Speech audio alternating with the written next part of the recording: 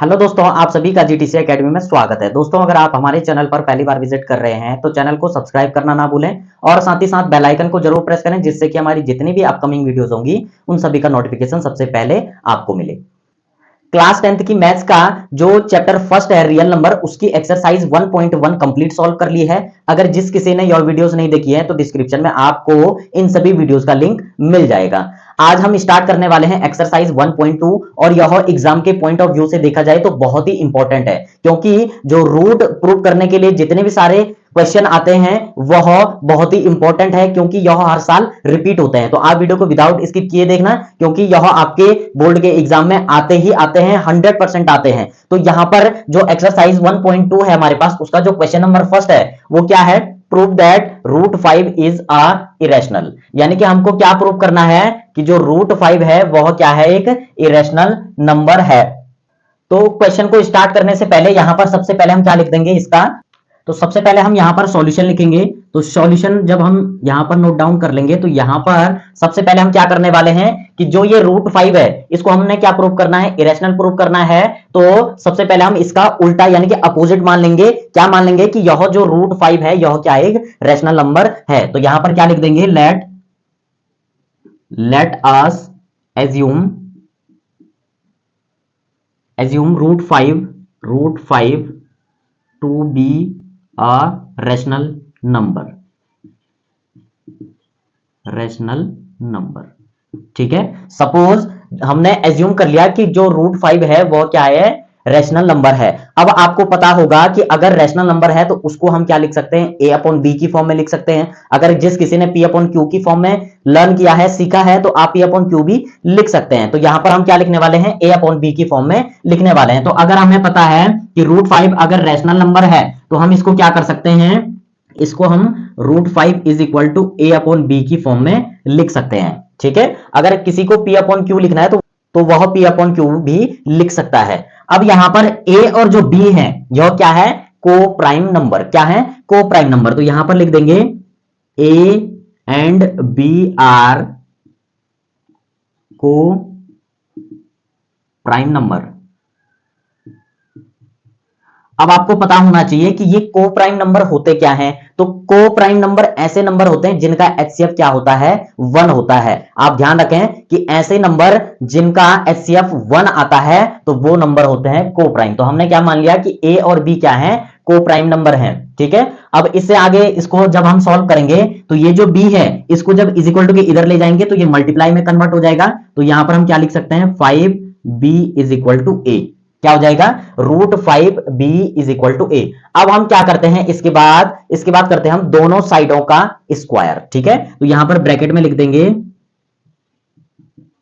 Squaring both side.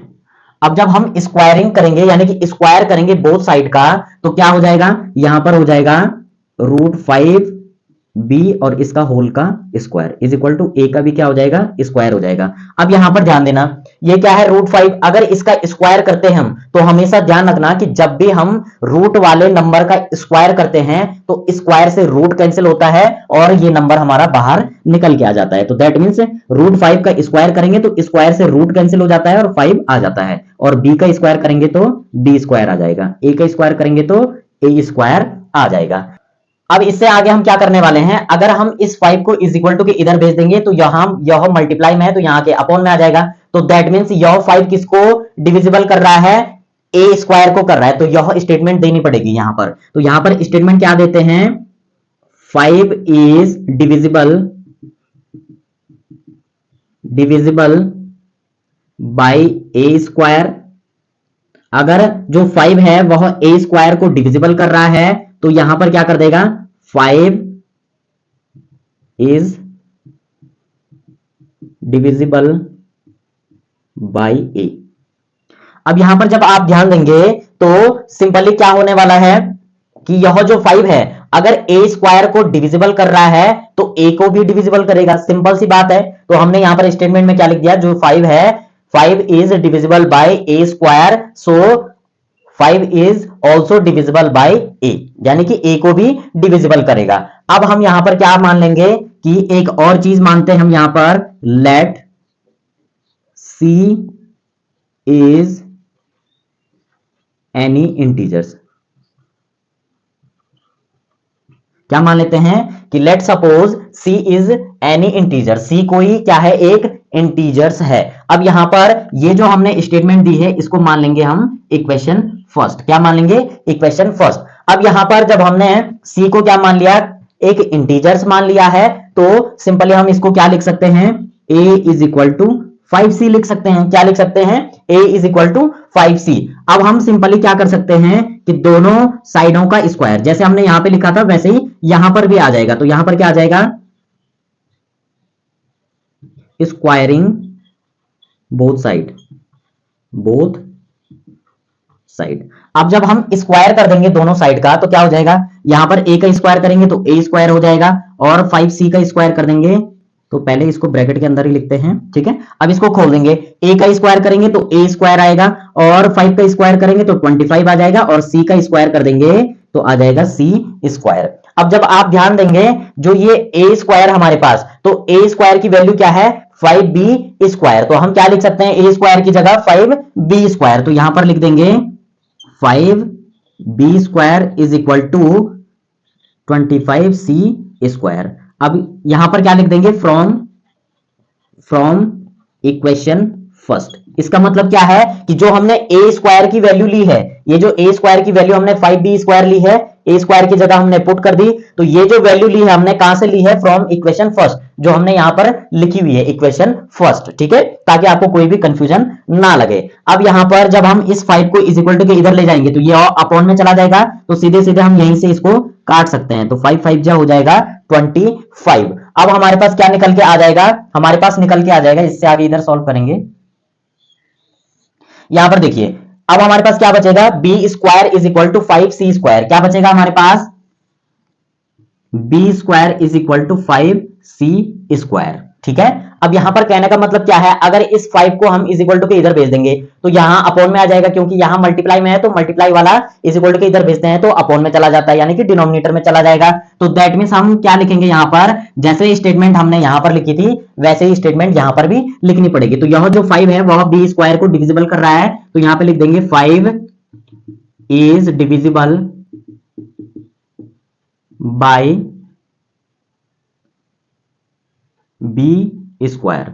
Also 5 is divisible by b. अगर जो है 5 बी स्क्वायर को डिविजिबल कर रहा है तो 5 किसको भी डिविजिबल करेगा, बी को भी करेगा, सिंपल सी बात है। अब यहां पर इसको बना लेंगे हम इक्वेशन सेकंड। क्या बना लेंगे, इक्वेशन सेकंड। अब इक्वेशन फर्स्ट और इक्वेशन जब हम सेकंड को कंपेयर करेंगे तो यहां पर देखिए सबसे पहले हम क्या लिख देंगे,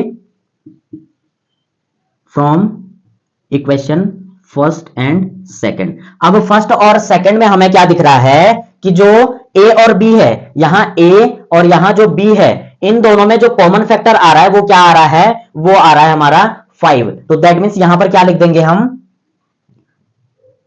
5 इज कॉमन फैक्टर्स बिटवीन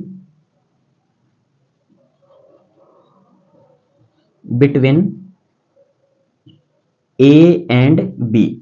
अब यहां पर हमने क्या लिख दिया कि जो 5 है वह क्या है, कॉमन फैक्टर है बिटवीन किसके, ए एंड बी के। लेकिन हमने क्या एज्यूम किया था कि जो ए और बी है वो क्या है, को प्राइम नंबर है, और को प्राइम नंबरों का जो एचसीएफ होता है वो कितना होता है, 1 होता है। ये मैंने आपको स्टार्टिंग में भी समझाया था। इसीलिए हमारी जो एजम्पशन है वह क्या होगी, रॉन्ग होगी, इनकरेक्ट होगी। तो यहां पर हम क्या लिख देंगे, बट यहीं पे लिख देते हैं, but that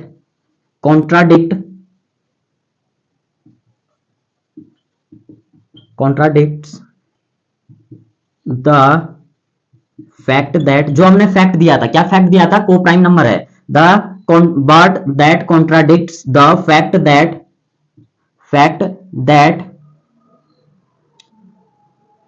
a and b are coprime number,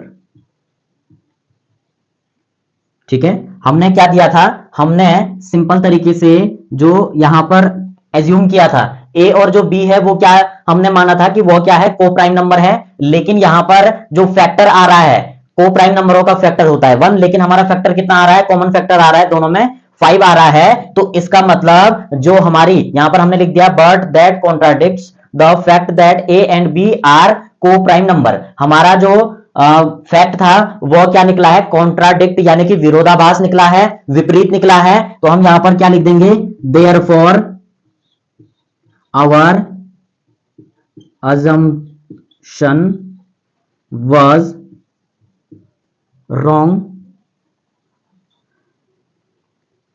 यहां पर क्या लिख दिया हमने, our assumption was wrong, so we conclude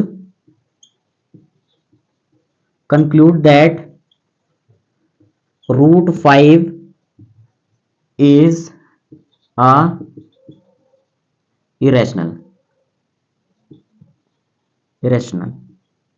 ठीक है, हमने क्या लिख दिया यहां पर, ये स्टेटमेंट आपको आनी ही चाहिए, बहुत ही इंपॉर्टेंट यह स्टेटमेंट है। अगर आप बोर्ड के एग्जाम में यह स्टेटमेंट नहीं देंगे तो आपको पूरी मार्क्स नहीं मिलेगी। आपको बस सिंपल से क्या याद रखना है कि from equation first and second 5 is common factor between a and b but that contradict the fact that a and b are coprime numbers. यानी कि हमने क्या बोला था कि जो को प्राइम नंबर है उनका क्या होना चाहिए, HCF 1 होना चाहिए। यहां पर को प्राइम माना था हमने ए और बी को, लेकिन जब हमने इक्वेशन बना के जब सॉल्व किया इसको तो हमारे पास फैक्टर क्या आया, कॉमन फैक्टर आया 5, जो कि नहीं आना चाहिए था। तो इसीलिए हमने क्या लिख दिया, but that contradict the fact that a and b are coprime number. यानी कि हमारी जो कल्पना है, जो चीज हमने मानी थी उसका क्या है, बिल्कुल विपरीत है, उल्टा है। इसका मतलब आवर अजम्पशन वाज रॉन्ग, यानी कि जो हमारी कल्पना है वह गलत है, वह विरोधाभास है। So we conclude that √5 is a irrational। यानी कि हमने पाया है कि जो √5 है वो क्या है, इरेशनल नंबर है, और हमने यहीं पर प्रूव कर दिया। आपको बस इतना ही लिखना है, यही क्या हो जाएगा, आपका आंसर हो जाएगा। तो दोस्तों अगर आपको एक बारी में समझ में नहीं आता है तो आप वीडियो को एक बार दोबारा से देख लें। अगर फिर भी कहीं पर कोई डाउट रहता है तो आप कमेंट में पूछ सकते हैं, या 2-3 बार और देख के आपको 100% आपकी समझ में आ जाएगा। बिल्कुल सिंपल तरीके से हमने आपको समझाया हुआ है, और बाकी के जो क्वेश्चन है उनको हम नेक्स्ट वीडियो में कवर करेंगे। तब तक आप इस क्वेश्चन की प्रैक्टिस करते रहे। विदाउट प्रैक्टिस आपकी समझ में नहीं आने वाला, एक बार देखने से नहीं आएगा आपकी समझ में। जब आप 2-4 बार इसकी प्रैक्टिस करेंगे, वीडियो को बार बार देखेंगे, तो 100% है कि आपके माइंड में यह पूरा का पूरा छप जाएगा। अब बाकी के क्वेश्चन हम नेक्स्ट वीडियो में कवर करेंगे। तब तक के लिए बाय बाय।